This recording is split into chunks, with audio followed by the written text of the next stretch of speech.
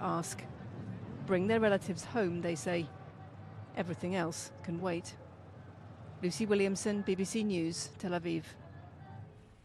All right, live now to BBC Arabic reporter Mohamed Taha, who joins us from our newsroom in London. Good evening to you, Mohamed. Really great to have you with us. Of course, we understand the situation is such that communications are down in Gaza right now. But what is the latest that you can tell us about the situation there in the Gaza Strip? Good evening, Helena. As Lucy ended her report, still rockets from Gaza are hitting some Israeli towns in southern Israel. We understand that rockets have been launched towards Ostud, Rishon LeZion, Bavni in southern Tel Aviv, and in return the missiles and the raids on Gaza is still intensified. It is unprecedented. As Benjamin Netanyahu said, this war will be long, will be difficult.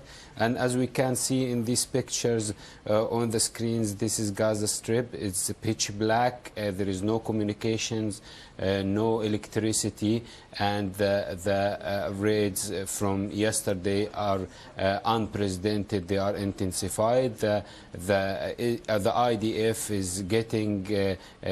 is doing frequent incursions inside the Gaza Strip and maybe going back. The massive ground attack did not start yet. Hamas released a video where they said they attacked one armored vehicle from the type of Panther. And they said they destroyed it. We do not have any independent source to confirm that or not. The humanitarian situation in Gaza is getting worse and worse. And as you said previously, the UN is warning from a real humanitarian crisis in the Strip unless more caravans, more aid coming to the Strip. I want to ask you more about that, Mohamed, because on the point of the humanitarian situation, we've also been hearing from our BBC colleague Rushdie Abu Alouf in southern Gaza that only life-saving interventions will be taking place in the south right now at hospitals. So just tell us more about the catastrophic circumstances we are seeing when it comes to the humanitarian situation and what people need inside Gaza.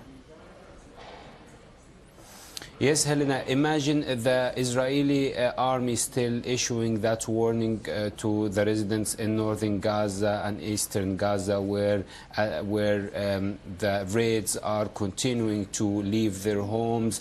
These people should join other people who are in the streets, in the schools, in hospitals, seeking refuge from these continuous raids on Gaza.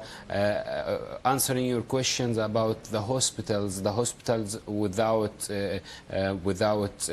proper medical equipment, without electricity, without communication with the medical teams on the ground, how on earth they would be able to work. So unless these aid are coming from Rafah crossing with Egypt, and unless the communications would be re-established again, unless they have electricity to see what they are doing in the hospitals if they want to have to do operations and so on and so forth, how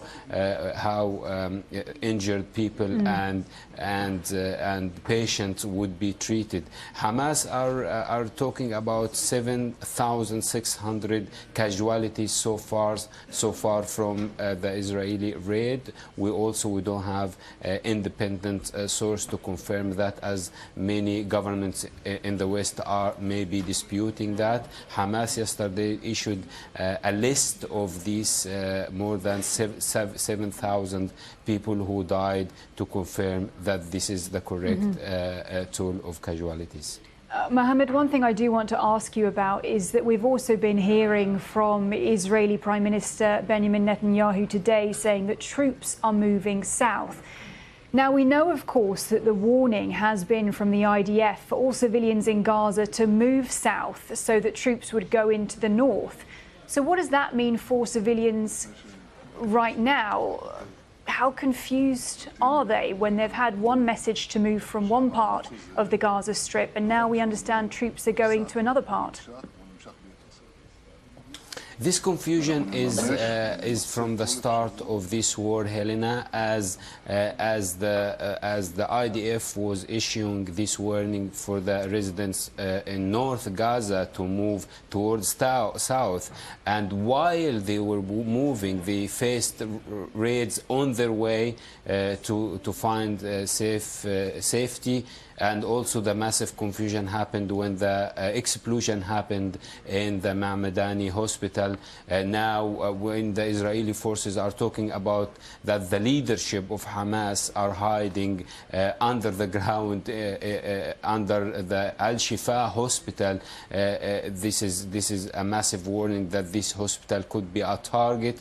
So the confusion around where for the residents to go or to stay or to seek refuge in a school or a hospital, or to stay south or to stay north. I guess there is no a safe place in the entire strip of Gaza at the moment, because the IDF are saying every time that the Hamas fighters, the Hamas militants are using civilians as human shields. They are hiding under hospitals, under schools. So we cannot. This confusion is still going on, and it is a very, very tiny piece of land. It's called a strip for a reason, because it is a tiny piece of land that these intensified raids on the strip cannot make anywhere safe in the strip at the moment.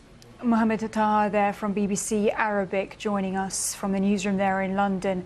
Thank you so much for your reporting, Mohamed. And with me in the studio tonight, Barbara Starr, USC Annenberg Center Senior Fellow and long-time CNN Pentagon correspondent.